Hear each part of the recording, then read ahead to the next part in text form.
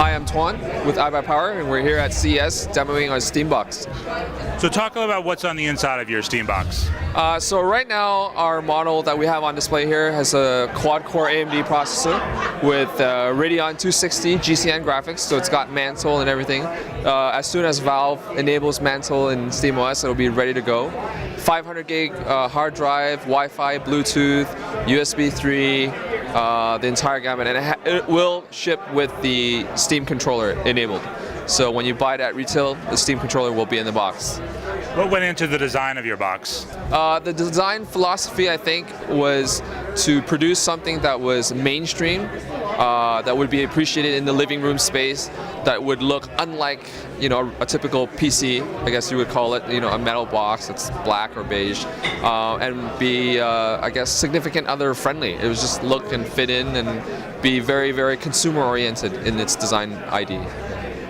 What are your thoughts on the controller that you guys are going to be shipping in the box? The controller, I've heard, is amazing. I actually haven't had the chance to play with the Steam controller myself, but I heard great things about it. So we're pretty excited to get our samples in within the next week or so.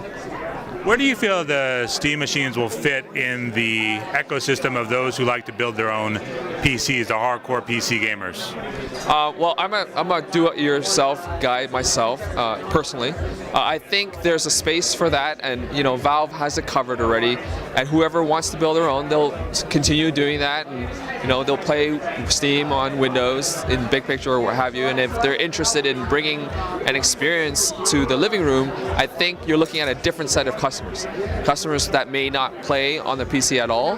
They're more on the console space, or maybe they're just entering the gaming, I guess, industry, and they're interested in something that their friends can come over and gather around the TV. So I think the Steam machines concept is more for that kind of audience, and not so much to erode away from the do-it-yourself, PC gaming. And on the flip side, this is much more simplified machine. Where do you see it fitting in with the next generation console gamers?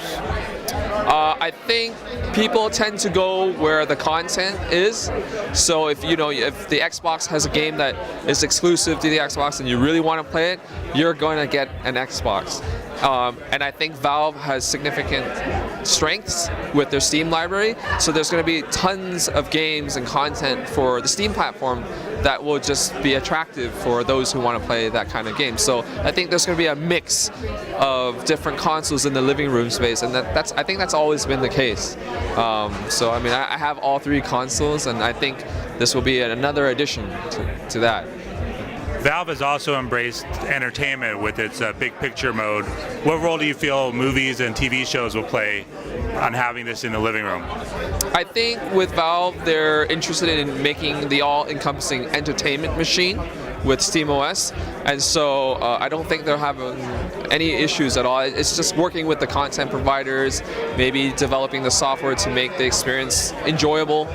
I don't want to launch an app. I just want SteamOS to play my media and my content as if it was natively designed to do that. And I think that's where they're headed with that.